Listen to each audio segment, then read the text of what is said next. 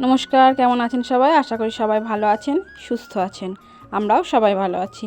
আজ বৃহস্পতিবার আর এখন বাজে প্রায় 8টা, সকাল 8টা।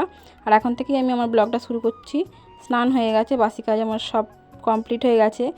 আর রান্নাঘরে চলে এসেছি, কারণ আজকে আমার ছেলের একাদশী। তো এই যে ঝিঙে দিয়ে একটুখানি তরকারি মতো করে দেবো, কালো জিরে দিয়ে আর কাঁচা লঙ্কা দিয়ে, অল্প তেল দিয়ে। কারণ তরকারিতে আলু টালু আমার ছেলে এখন খেতে চাইছে না, তাই এটা করে দেবো। আর একটু রুটি করে দেবো, ওইটা খেয়ে নেবে, তাহলেই হয়ে যাবে। আবার দুপুরবেলায় রুটি থাকবে, আর একটু ঢ্যাঁড়স ট্যাঁড়স কিছু করে দেবো। আর এখানে আমি আটা মেখে রেখে দিয়ে চলে গেছিলাম ঢাকা দিয়ে, তরকারিটা করে নিলাম। দিয়ে এসে আর একবার একটুখানি করে মেখে নিয়ে বেলে টেলে নিয়ে একবারে রুটি টুটি করে নিলাম। রুটিটা একবারেই করে রাখলাম যাতে সারাটা দিন হয়ে যায়। আর এই যে ঢ্যাঁড়স করে দিলাম ওকে একটু। আর আমাদের এদিকে কলমির শাক চচ্চড়ি চাপিয়েছি, আমাদেরও হয়ে যাবে ঢ্যাঁড়স ঝাল, কলমির শাক চচ্চড়ি। আর মাছটা পরে করব, কারণ গ্যাসে এখন মাছটা ঠেকাবো না, এই তরকারিগুলো হয়ে যাবে তারপরে মাছ ঠেকাবো। আর ততক্ষণে দেখি ভাতটা আমার কতদূর হলো। ভাতটা চাপিয়ে দিয়ে আমি রান্নাঘরে ঢুকেছিলাম।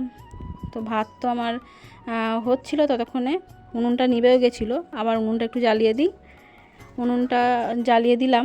আর দুটো কাঠও দিয়ে দিয়েছি। তো ভাতটা ততক্ষণ হোক, আর আমি আবার রান্নার কাছে যাই, গ্যাসের কাছে। তো এখন আমার তরকারিটা আমার হয়ে গেছে, এবার মাছটা চাপাবো। আর এদিকে আমার ঠাকুরের বাসনগুলো আজকে আর মাজা হয়নি। আজকে দেখি বিকেলের দিকে পারলে একটু মেজে নেবো তাড়াতাড়ি করে। পুজো তো হয়ে গেছে, ঠাকুরের বাসনগুলো পড়ে আছে, বিকেলে মেজে নেবো। আর আমাদের খাওয়া দাওয়া হয়ে গেছিলো, রান্নাবাড়া সব কমপ্লিট হয়ে।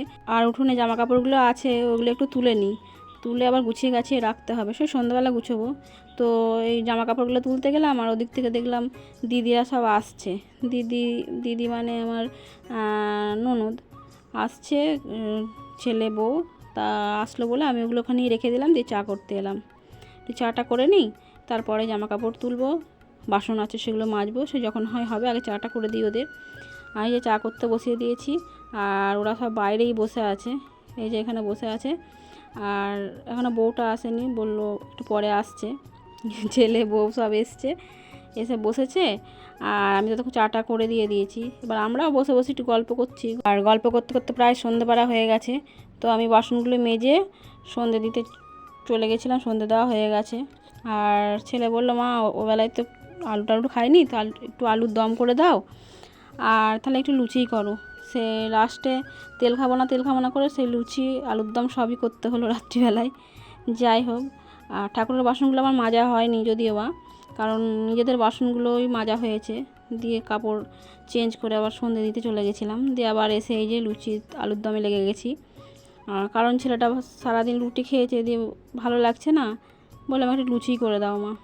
তাই ময়দা নয়, আটা দিয়েই লুচি করে দিচ্ছি। ময়দার লুচি করিনি, আটারই লুচি করে দিচ্ছি। আর আর আমরা দুটো ভাত আছে ওবেলাকার, ভাত খেয়ে নেবো, ছেলেটা একটু লুচি আলুর দম খাক। আর আমরা জল খাবার মতো একটু দুটো নিয়ে আবার একটু চা করে খেয়েছিলাম। তো সবাই ভালো থাকবেন, সুস্থ থাকবেন।